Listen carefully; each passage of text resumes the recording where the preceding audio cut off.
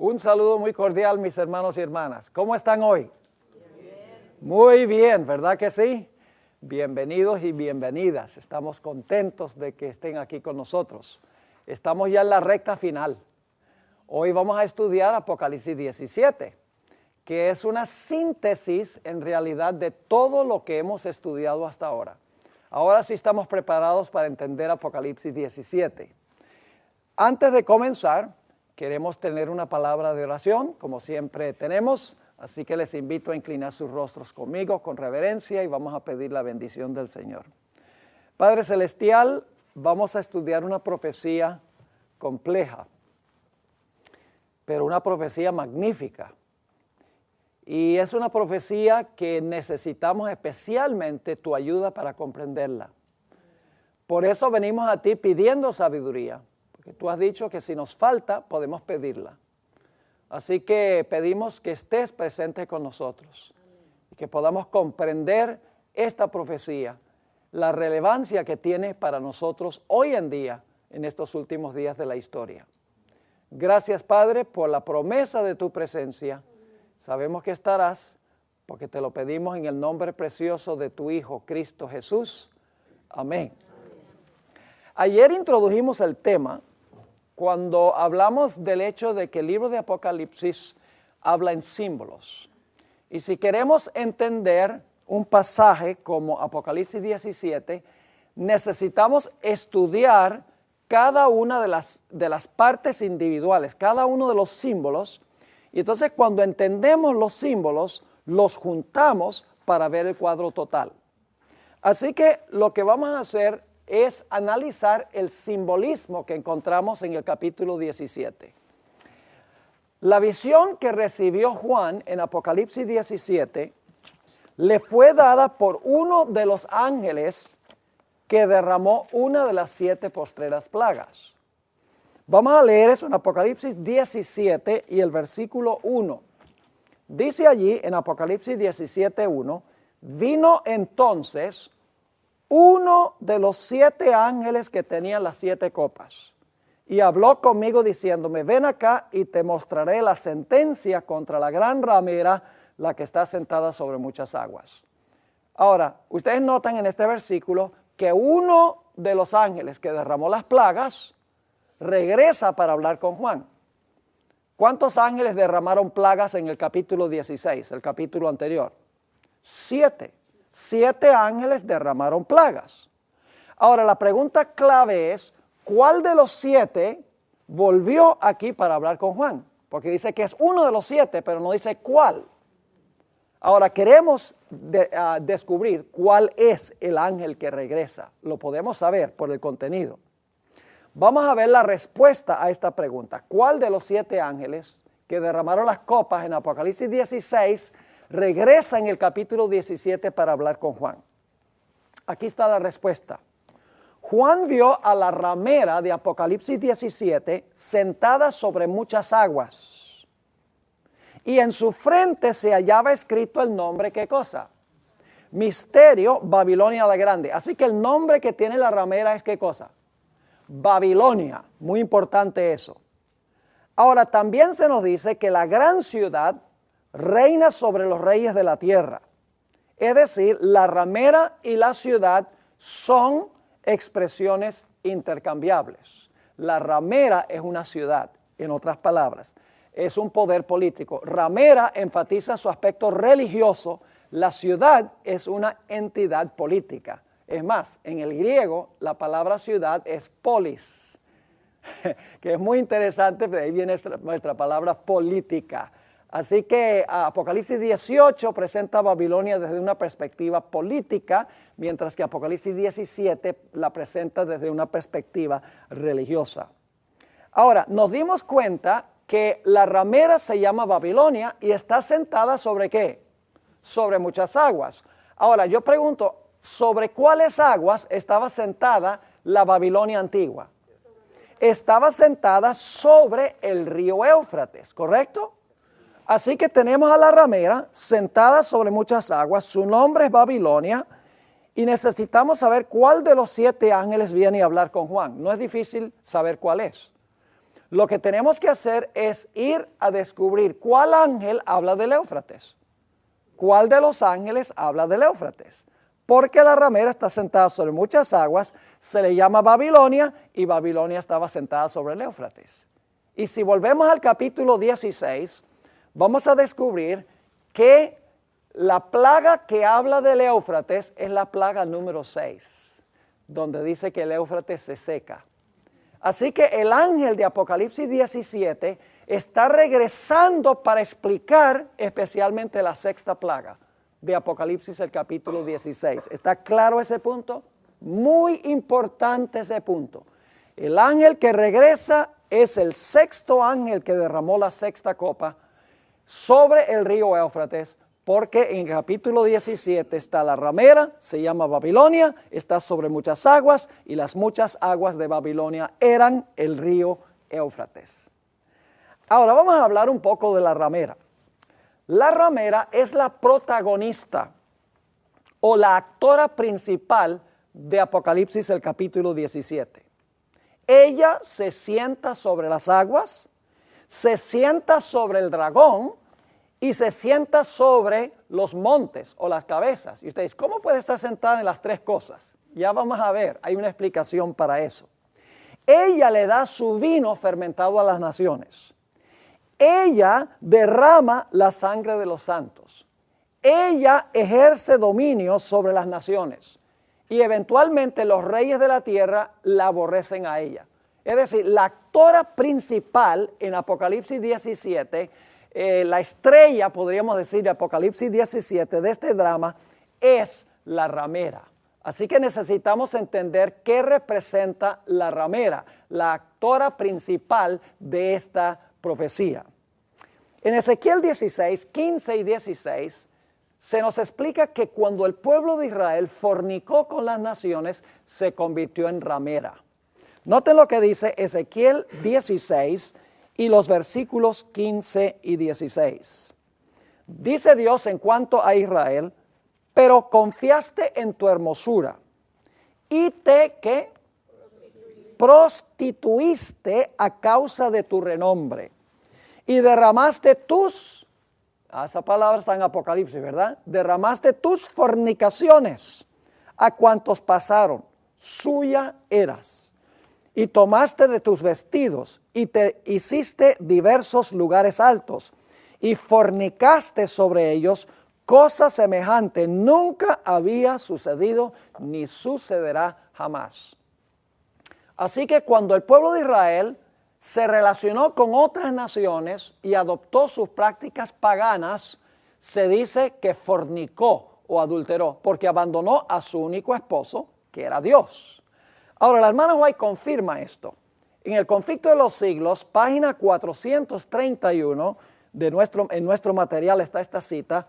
Dice, en el capítulo 17 del Apocalipsis, Babilonia está simbolizada por una mujer, figura que se emplea en la Biblia para representar una iglesia, siendo una mujer virtuosa, símbolo de una iglesia pura, y una mujer vil de una iglesia ¿qué? De una iglesia apóstata. Así que en Apocalipsis 17 la ramera representa una iglesia ¿qué? Apóstata. Ahora quiero hacer una aclaración.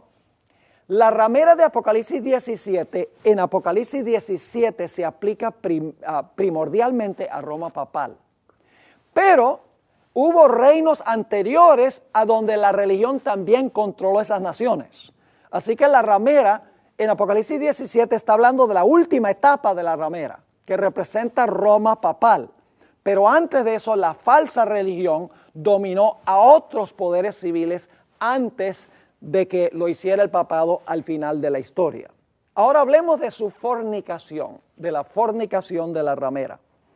Dice en Apocalipsis 17 y el versículo 2, con la cual han fornicado los reyes de la tierra y los moradores de la tierra se han embriagado con el vino de su fornicación. Ese pensamiento se repite en Apocalipsis 18:3, a donde dice, porque todas las naciones han bebido del vino del furor de su fornicación.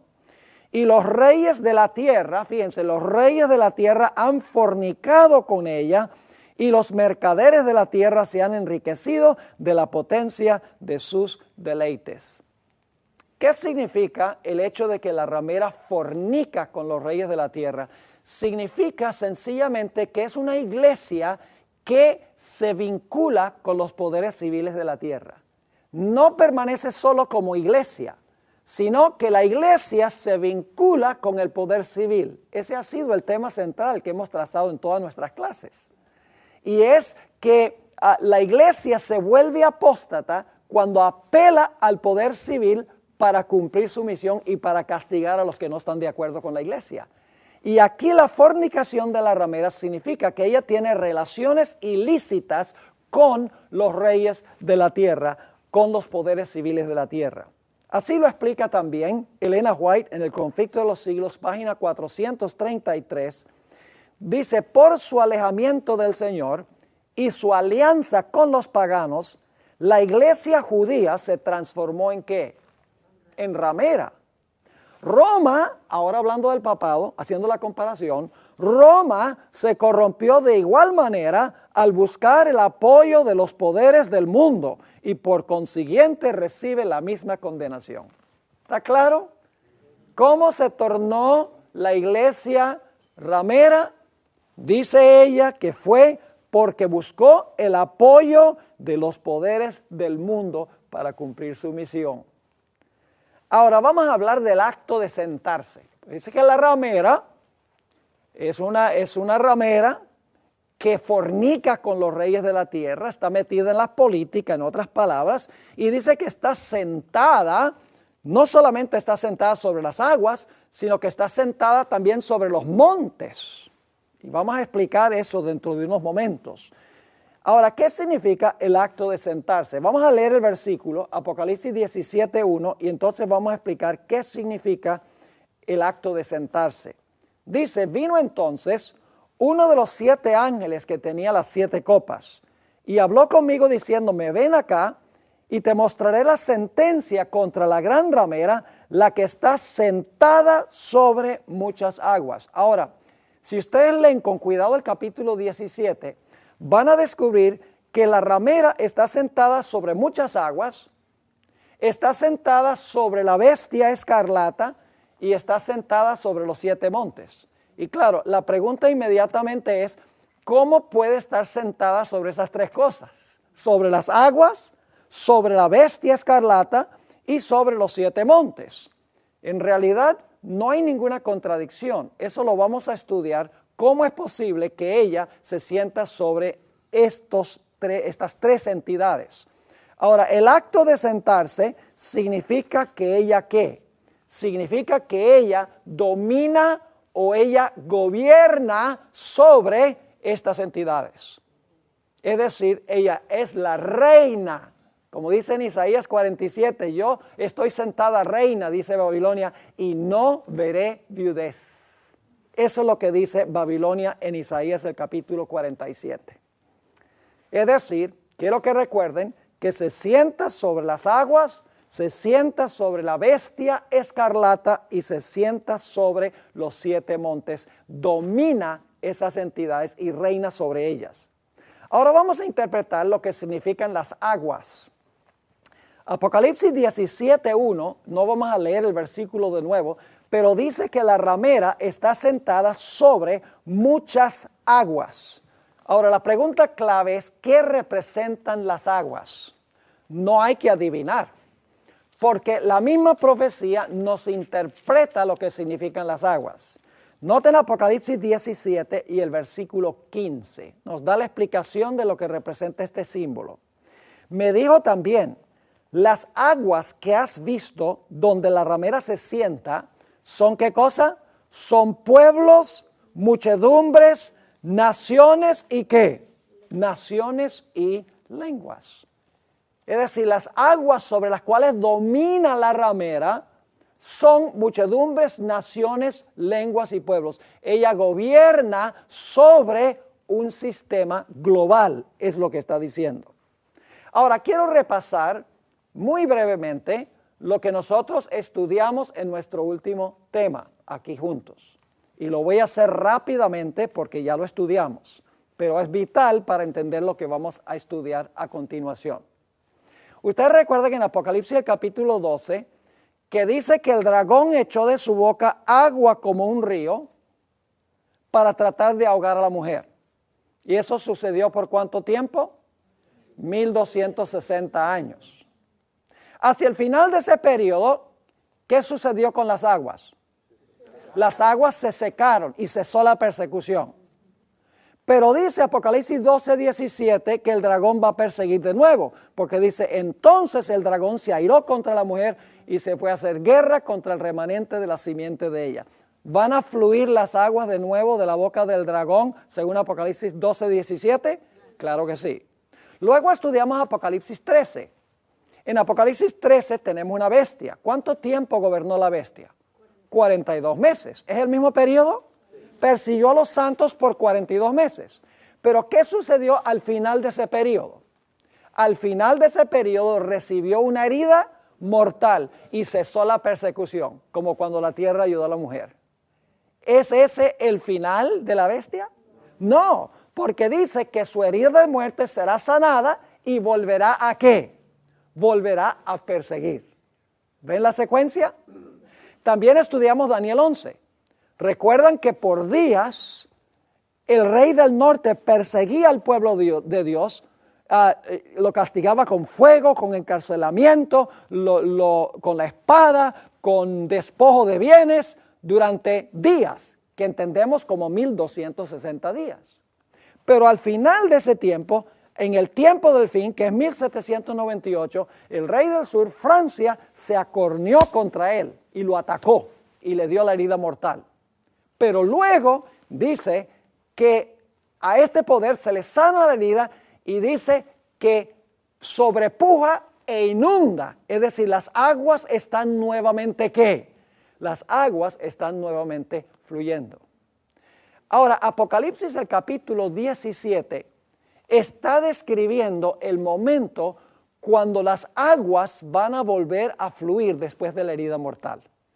Es decir, Apocalipsis 17 nos está llevando a nuestra época, al periodo cuando esta bestia tiene una herida mortal y está a punto de comenzar a fluir el agua, otra vez el agua de persecución. Porque las aguas están fluyendo, según Apocalipsis 17, porque la ramera está sentada sobre muchas aguas. ¿Me están entendiendo el punto? Durante los 1260 años hay un diluvio, ¿sí o no? Las aguas fluyen para perseguir al pueblo de Dios. En 1798, según todas estas profecías, ¿qué sucede? Las aguas de persecución se secan y estamos en ese periodo donde no hay persecución ahora. Pero luego la herida mortal se sana, el dragón se vuelve a airar, el rey del norte sobrepuja e inunda y las aguas vuelven ¿a qué? Las aguas vuelven a fluir. ¿Pero van a fluir para siempre cuando se sane la herida mortal? No. La Biblia dice que las aguas del Éufrates se van a secar. Las aguas de Babilonia se van a secar. Las muchedumbres se le van a volcar en contra. En Apocalipsis 16 dice que las aguas se van a secar. Pero en Apocalipsis 17 dice que los reyes con quienes ella fornicaba, sobre los cuales ella gobernaba, se le van a volcar en contra. Que tiene que ver con el secamiento de las aguas. Las muchedumbres y los reyes le van a retirar su apoyo, en otras palabras. Es decir, las aguas de persecución van a fluir de nuevo. La herida mortal se va a sanar. El dragón se va a irar contra la mujer. El rey del norte va a inundar y sobrepujar, pero no va a ser para siempre, porque Dios va a secar las aguas. Las muchedumbres le van a retirar su apoyo y los reyes de la tierra también le van a retirar su apoyo y las aguas se secarán de una vez por todas. ¿Les quedó claro ese punto? Es vital para entender esta profecía. Ahora vamos a mirar el nombre de la ramera. Es muy interesante, se le llama en Apocalipsis 17:5, si van conmigo allí, Apocalipsis 17:5, dice, y en su frente un nombre escrito, un misterio, Babilonia la grande. Y ahora fíjense, la madre de las rameras y de las abominaciones de la tierra. ¿Se le llama la qué? La madre de las rameras. Lo cual significa que debe haber tenido, ¿qué? Hijas. Pero la madre existió antes que las hijas. Eso es lógico, ¿verdad que sí? La madre existió primero y luego tiene hijas. Escuchen, las hijas son lo mismo que el falso profeta. Las hijas son lo mismo que la bestia que se levanta de la tierra. Yo pregunto, ¿la bestia que se levanta de la tierra actúa igualito que la madre? ¿Sí o no? ¿Hace todo para honrar la madre, sí o no?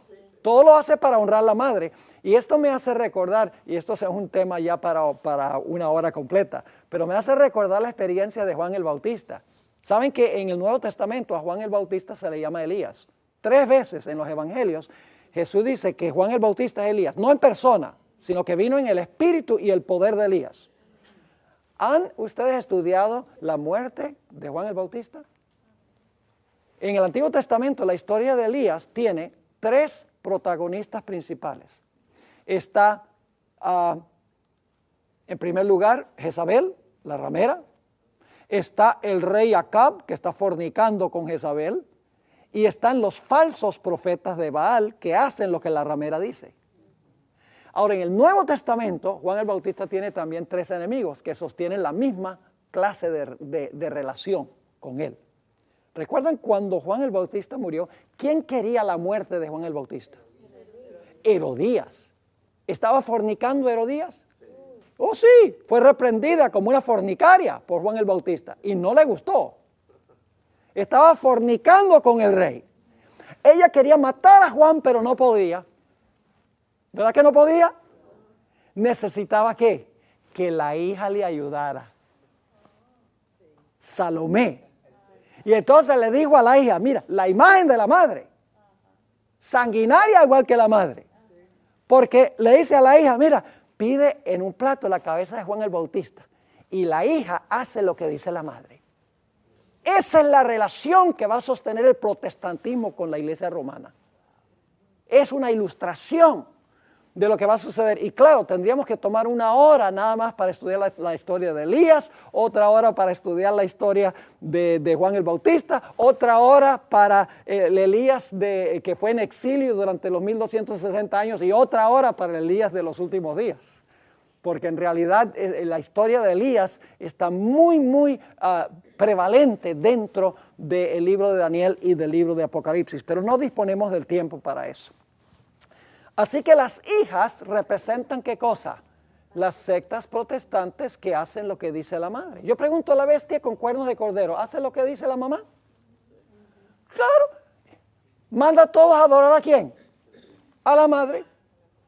¿Manda a todos que adoren la imagen de quién?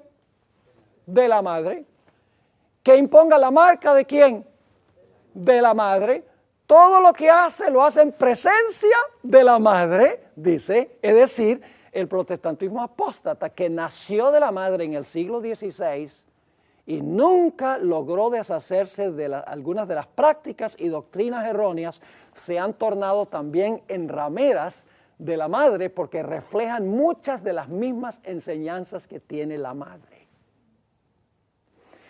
La sierva del Señor nos dice en el Conflicto de los Siglos, página 433, se dice que Babilonia es madre de las rameras. Sus hijas deben simbolizar las iglesias que se atienen a sus doctrinas y tradiciones y siguen su ejemplo, sacrificando la verdad y la aprobación de Dios para formar alianza ilícita con el mundo. Más claro no canta un gallo a las 3 de la mañana. Increíble, pero cierto. Ahora fíjense, la hija de Herodías era igual a la madre. Imagínense, la madre le dice, mira, pide en un plato la cabeza de Juan el Bautista. Oiga, si era una hija diferente que la mamá, dice, pero mamá, ¿cómo tú me mandas a decir eso? Pero cuando la mamá dice, pide la cabeza, ok mamá, como tú digas. Era igualita a la madre, sanguinaria. Un reflejo de la madre, una imagen de la madre. Era la hija. Ahora, quiero que vayamos a donde Elena G. de White claramente expresa lo que está trazando la profecía de Apocalipsis el capítulo 17. Clarísimo. Escuchen lo que dice. En el capítulo 17 de Apocalipsis se predice la destrucción de todas las iglesias. Cuando dice las iglesias, está hablando de las iglesias protestantes. Lo vamos a ver en el contexto. En el capítulo 17 de Apocalipsis se predice la destrucción de todas las iglesias que se corrompen mediante la devoción idólatra al servicio del papado, las cuales beben el vino de la ira de su fornicación. ¿Qué hacen las iglesias? ¿Beben qué cosa? El vino que le da ¿quién? Que le da la ramera. ¿Y qué pasa cuando se beben el vino? Se emborrachan. Y un borracho no puede pensar claramente. Por eso cuando usted estudia el sábado con alguien y presenta todos los argumentos bíblicos, dice, no, yo no entiendo, el domingo, hay que guardar el domingo en honor a la resurrección. Y uno le puede mostrar toda la evidencia bíblica y muchas veces no aceptan porque están borrachos.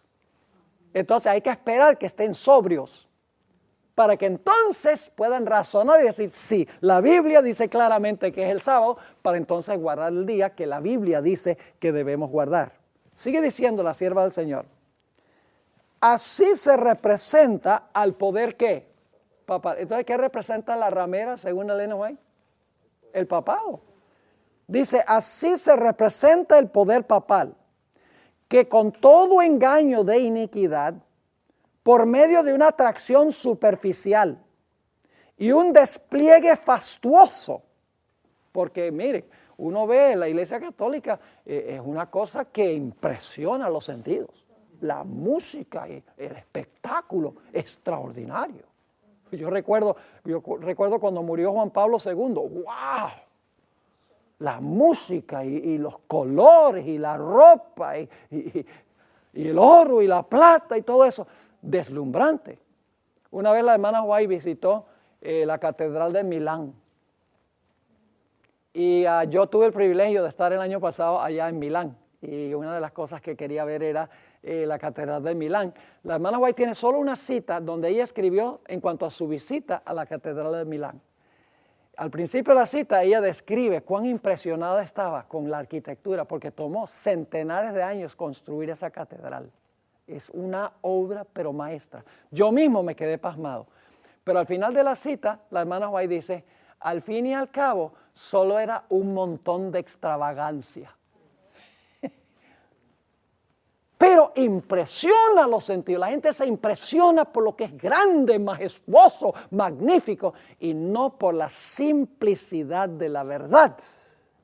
Por eso a la gente le gusta mucho a los milagreros que hablan de prosperidad y hacen milagros y matan a la gente en el espíritu y ruedan en los pasillos y hablan en lenguas y se ríen en el espíritu. La gente le encanta lo espectacular. Pero cuando uno les presenta la fría verdad, entonces dicen, no, eso no tiene emoción, eso no es interesante. Pero Dios quiere que nosotros recibamos la verdad y que la verdad penetre a nuestro corazón. Sigue diciendo, así se presenta el poder papal que con todo engaño de iniquidad, por medio de una atracción superficial y un despliegue fastuoso, engaña a las naciones, prometiéndoles, como Satanás a nuestros primeros padres, todo bien a los que reciban su marca y todo daño a los que se oponen a sus falacias. Porque al final esta iglesia va a decir, si tú recibes mi marca, vas a poder comprar y vender y vas a sobrevivir. Pero si tú no recibes mi marca, no vas a poder comprar ni vender y te vamos a matar. Entonces aparentemente dicen, no, yo recibo la marca para que no me maten. Pero yo prefiero que me maten ahora y vivir después que vivir ahora y morir después. Ahora, fíjate lo que sigue diciendo. El poder que tiene la más profunda corrupción interior hará el mayor despliegue. ¿Captaron lo que está diciendo? Mientras más grande la corrupción interior, mayor el despliegue externo. Y eso lo ve también uno a nivel individual. Especialmente cómo se adornan las mujeres. No vamos ahí.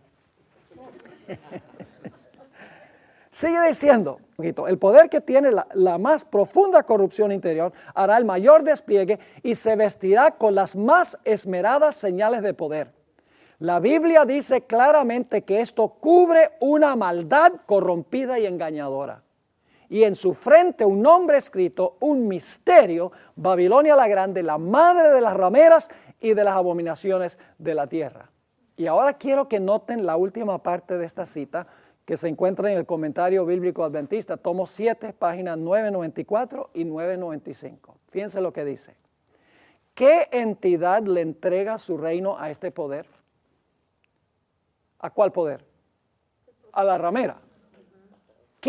Es decir, ¿qué entidad le entregará su reino a este poder? Yo pregunto, ¿hay un reino que le va a entregar su poder? Sí, señor. Escuche lo que dice. El protestantismo. Entonces, ¿el protestantismo en los Estados Unidos es un reino separado de la ramera? Es un reino aparte de la ramera. ¿Cómo no? Eso es importante. ¿Qué entidad le entrega su reino a este poder? El protestantismo. Cuando dice el protestantismo, está hablando del protestantismo en los Estados Unidos. Un poder que mientras afirma que tiene el carácter y el espíritu de un cordero y está aliado con el cielo, habla con voz de dragón. Está movido por un poder que procede de abajo. ¿Cómo entendió Elena G. de White a la ramera? ¿Cómo entendió ella esta profecía? Entendió que se aplica al poder papal, que da un gran despliegue de poder y de ostentación. Y luego dice ella que la bestia que tiene cuernos como de cordero, pero que habla como un dragón, es el emisario de este poder que le va a dar su reino a este poder. Es decir, le va a sanar la herida mortal. ¿Les quedó claro? Ahora, hablemos de otros símbolos que tenemos. Nombres de blasfemia. Dice que la ramera tiene nombres de blasfemia. Ahora, ¿qué es blasfemia según las profecías? Blasfemia significa dos cosas. Es cuando un individuo profesa ser Dios en la tierra y cuando un sistema profesa tener poder para perdonar pecados. Ahora yo pregunto, ¿cuál es la única iglesia en el mundo que profesa tener el representante o el vicario de Cristo en la tierra? La iglesia romana. ¿Y cuál es la única iglesia en el mundo que dice que tiene poder para perdonar pecados? La iglesia romana. Otra característica que demuestra que esto está hablando de la iglesia romana. La vestimenta de la ramera también nos dice que representa la ramera. Dice Apocalipsis el capítulo 17 y el versículo 4, vamos a leerlo. Y la mujer estaba vestida de púrpura y escarlata. ¿Cuáles son los colores predominantes de esta iglesia? Púrpura y escarlata. ¿Ustedes no vieron el funeral de Juan Pablo II? Púrpura y escarlata por todas partes. ¿Saben qué color nunca usa la iglesia católica? El azul. ¿Y saben por qué? Porque el azul representa la ley de Dios. En el libro de Números, el capítulo 15, dice que el azul, dice, ponte una orla azul en la parte de abajo de tus mantos que representa la ley para que no olvides la ley de Dios. Púrpura y escarlata, otra característica, pero hay más. Dice, la mujer estaba vestida de púrpura y escarlata y es muy rica, dice, adornada ¿de qué? De oro, de piedras preciosas y de perlas. ¿Caracteriza eso a la iglesia romana? Claro que sí. Y tenía en su mano un cáliz de oro lleno de abominaciones y de la inmundicia de su fornicación. La hermana White, comentando sobre la vestimenta de la ramera, dice lo siguiente en el Conflicto de los Siglos, página 432 y 433. La púrpura y la escarlata, el oro y las piedras preciosas y las perlas pintan un cuadro vívido de la magnificencia y la pompa más que reales de que hacía gala la arrogante sede romana. Todas las características de la ramera apuntan hacia Roma, Ahora, la ramera tiene una copa de vino. Tiene una copa y dentro de la copa tiene ¿qué? Tiene vino. Ahora, ¿qué representa el vino? ¿Saben? Por mucho tiempo yo luché con esto. Porque cuando yo encontré aquí que ella tenía una copa llena de vino, yo dije, bueno, para saber qué representa el vino, voy a buscar en otras partes de la Biblia para ver qué representa el vino. Pero busqué en otras partes de la Biblia y encontré que el vino significa vino, literal. Entonces yo dije, ¿cómo puedo entender qué representa el vino que tiene esta copa? Y un día estaba estudiando esta profecía y de repente se prendió una luz y dije, ya tengo la respuesta. Vamos a anotar dónde está la respuesta de este asunto. Apocalipsis 17 y vamos a anotar el versículo 4. Dice, y la mujer estaba vestida de púrpura y escarlata y adornada de oro, de piedras preciosas y de perlas, y tenía en su mano un cáliz de oro lleno. Ahora, ¿qué tenía el cáliz? Vino, ¿verdad que sí? Tiene el vino, pero noten qué es el vino. Dice, un cáliz de oro lleno de abominaciones y la inmundicia de su fornicación. ¿Qué es el vino? Sus abominaciones. Entonces yo dije, lo que tengo que buscar es la palabra abominación para saber qué es lo que tiene la copa. Ahora, noten, la Biblia dice, ¿qué es abominación? La Biblia dice que abominación es hacer ídolos e inclinarse a ellos. Deuteronomio 7, 25 y 26. ¿La iglesia romana hace eso? Deuteronomio 18, 9 al 13 dice que abominación es tratar de comunicarse con los muertos. ¿La iglesia romana le ora a los muertos? ¿Le ora a la Virgen María? ¿Ora por los muertos y a los muertos? Claro que sí. ¿Cree que el alma del hombre es inmortal, la iglesia romana? La Biblia lo llama abominación. Proverbios 28, 9 dice que el que quita su oído para no oír la ley, eso es abominación. La iglesia romana jugó un jueguito con la ley de Dios, procuró cambiar la ley de Dios. Claro que sí. La Biblia dice en Ezequiel 23, 35 al 45 que adulterio espiritual es abominación. La iglesia romana fornica y comete adulterio espiritual con los reyes de la tierra. Claro que sí. Deuteronomio 14, 3 nos dice que comer carnes inmundas es una abominación. ¿Qué dicen inclusive los protestantes? Dicen, no, tú te puedes comer tu chuletica de cerdo. No hay problema. La oración lo santifica. Es decir, la oración bendice lo que Dios maldijo. Dice, esas leyes eran para los judíos. Como si el sistema digestivo de los judíos es diferente que el sistema digestivo de la gente hoy. Esas son leyes de salud. Y las leyes de salud son perennes. No cambian, porque la salud del hombre es siempre igual. Más hoy, cuando se ha degenerado la raza humana, más debemos de vivir en armonía con esas leyes de la salud. Derramar sangre inocente es abominación a Jehová. Según Ezequiel 22, 2. ¿La ramera derrama la sangre de los santos de Dios? Claro que sí. Pero ¿saben cuál es la abominación más grande de todas? La adoración al sol. En Ezequiel el capítulo 8, Dios le muestra, se conoce como el capítulo de las abominaciones. Dios le muestra a Ezequiel una abominación que se está cometiendo entre el pueblo de Dios, no los paganos, en Jerusalén, en el templo de Dios. Y Ezequiel dice, ay Señor, qué terrible esa abominación. Dios dice, eso no es nada, te voy a mostrar algo peor que eso. Y entonces Dios le muestra otra abominación. Y Ezequiel dice, pero Señor, terrible. Dios dice, eso no es nada, te voy a mostrar una abominación peor que esa. Y lo que culmina la lista, la peor de todas las abominaciones, es que los varones ancianos, 25 de ellos, tenían su espalda al templo del Señor y tenían el rostro hacia el oriente y estaban adorando al sol. La mayor abominación, la que culmina toda la lista, la adoración al sol. Y usted dice, pero la iglesia católica no adora al sol.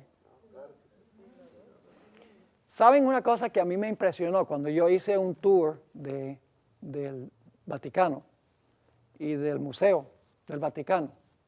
Es la cantidad de soles que hay por todas partes.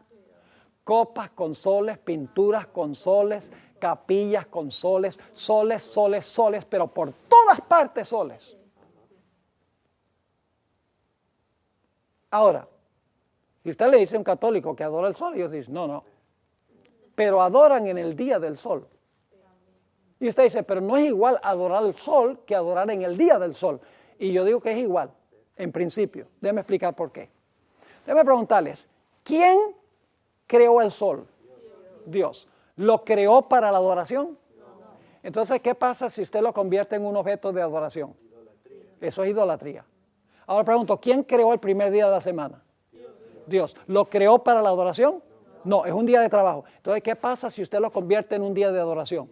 Igual es idolatría. No importa si es un objeto o si es un día. Lo que usted hace para la adoración, que Dios no hizo para la adoración, es idolatría. ¿Están conmigo? Al final de la historia, el diablo es demasiado inteligente. Él sabe que la gente en un mundo civilizado no se va a inclinar para adorar el orbe celestial. Los paganos sí. Pero Satanás sabe que la gente es demasiado sofisticada para inclinarse a adorar al sol y pensar que el sol es un dios. Pero el diablo se las ha arreglado para que el mundo cristiano adore en el día del sol, Sunday, se llama en inglés, dies solis, como lo denominó Constantino cuando él hizo su ley dominical, y el principio es el mismo, porque se está guardando como santo un día que Dios nunca santificó. Así que yo pregunto, ¿la iglesia romana tiene todas esas abominaciones en su copa? Oh, ya. Ahora, les leo una cita de la hermana White. La viejita sabía todo esto. Y ustedes notan que vamos a la Biblia, a Elena White. Luego Elena White, la Biblia. Nunca nos quedamos con Elena White. Ella amplía y explica, pero siempre vamos a la Biblia primero. Pero ella nos ayuda porque ella explica y amplía de una forma clara lo que la Biblia ya contiene. Testimonios para los ministros, página 59. Las denominaciones religiosas caídas son Babilonia. Babilonia ha estado promoviendo doctrinas venenosas. El vino del error. ¿Qué representa el vino? El error, exactamente, doctrinas falsas.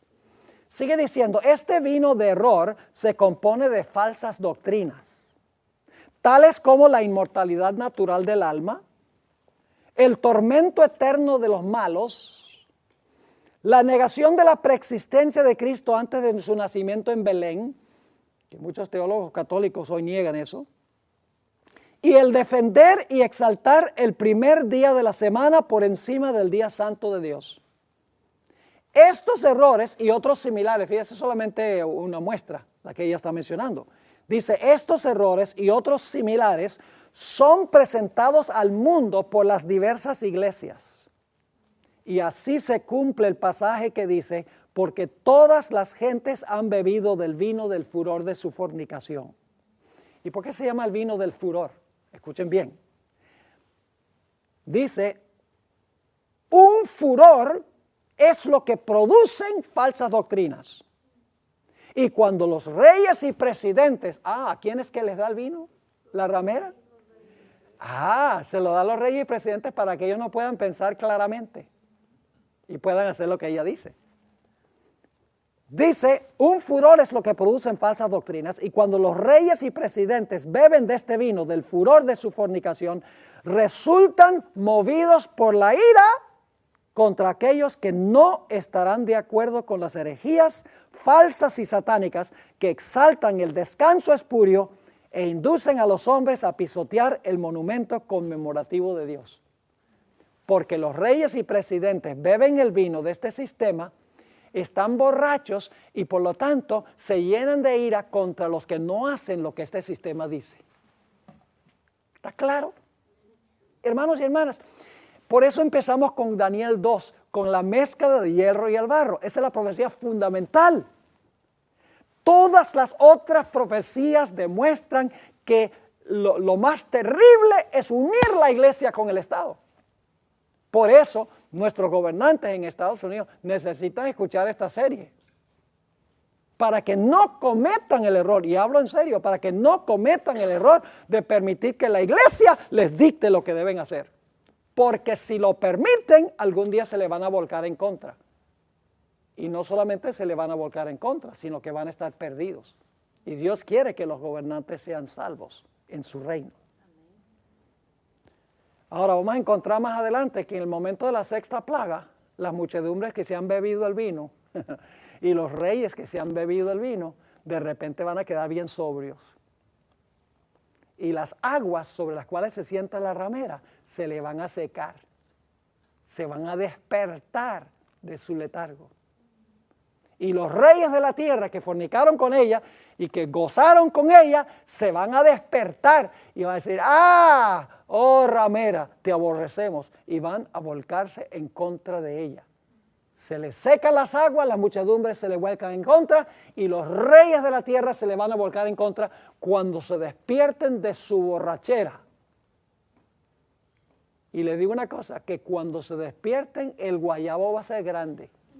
Yo no sé si ustedes usan esa palabra guayabo, pero es una palabra que usan en Colombia y Venezuela para describir una persona que está saliendo de la borrachera por la mañana, tiene dolor de cabeza terrible. El dolor de cabeza cuando se despierten va a ser bien grande. Ahora, la hermana White dice, ¿quién tiene la culpa de que el mundo se beba el vino? En los días de Cristo, ¿quiénes eran los primordiales culpables? Los líderes espirituales. ¿Y en la Edad Media? También. ¿Y hoy? Noten esta cita, Conflicto de los Siglos 4:39 y 4:40. Cuando se levantan maestros verdaderos para explicar la palabra de Dios, levántanse también hombres de saber, ministros que profesan comprender las Santas Escrituras para denunciar la sana doctrina como si fuera herejía, alejando así a los que buscan la verdad. Si el mundo no estuviese fatalmente embriagado con el vino de Babilonia, multitudes se convencerían y se convertirían por medio del conocimiento de las verdades claras y penetrantes de la palabra de Dios. Pero la fe religiosa aparece tan confusa y discordante que el pueblo no sabe qué creer ni qué aceptar como verdad. La iglesia es responsable del pecado de impenitencia del mundo. Se levantan ministros para decir que los que enseñan la verdad están enseñando herejía. Gracias a Dios vamos bien de tiempo.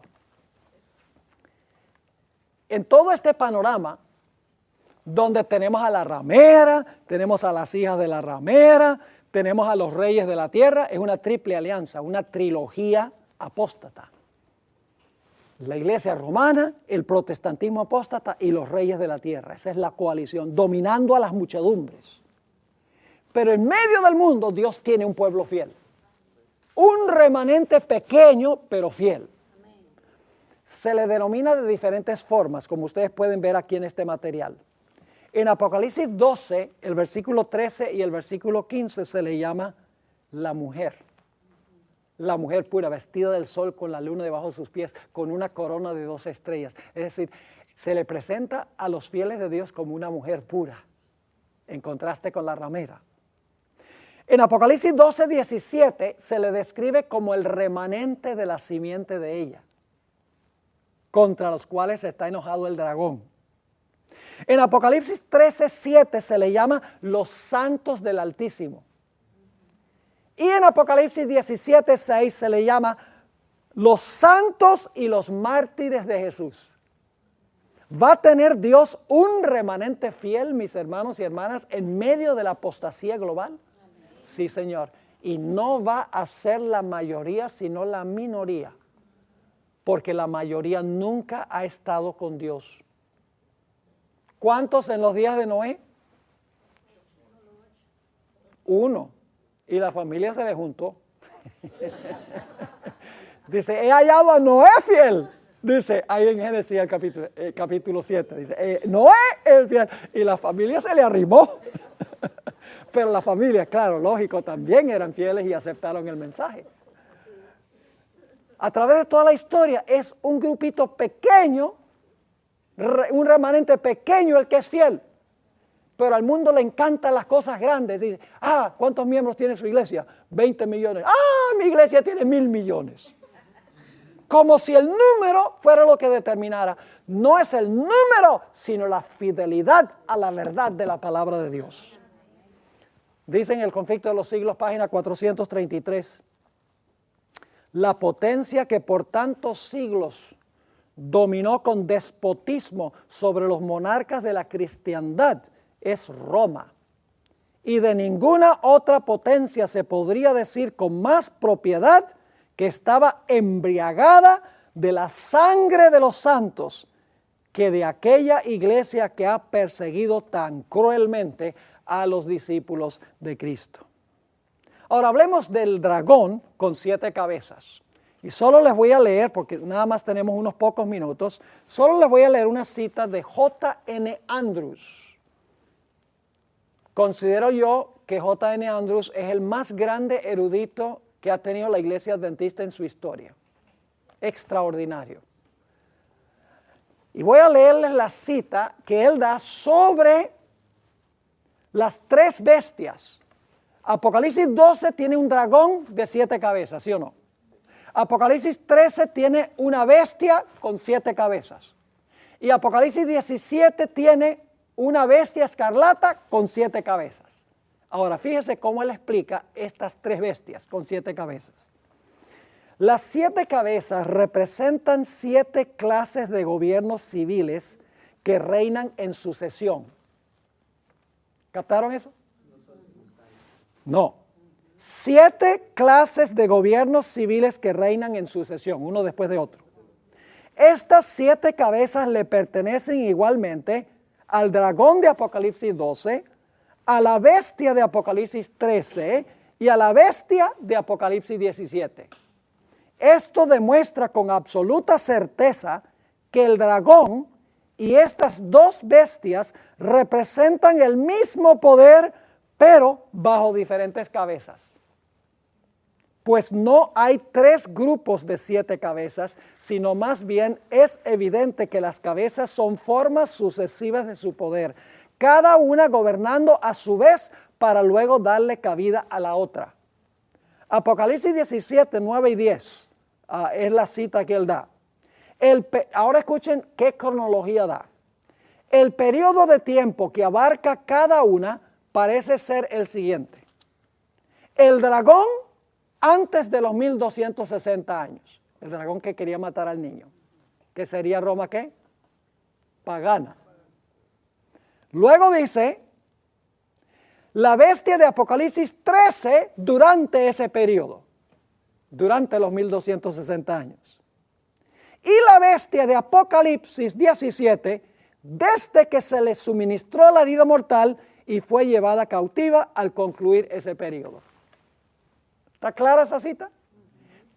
Es decir, el dragón de Apocalipsis 12 representa el periodo de Roma imperial. La bestia de Apocalipsis 13 representa Roma papal en su primera etapa. Y la bestia de Apocalipsis 17 representa a Roma papal en el tiempo del fin, cuando sea sanada su herida.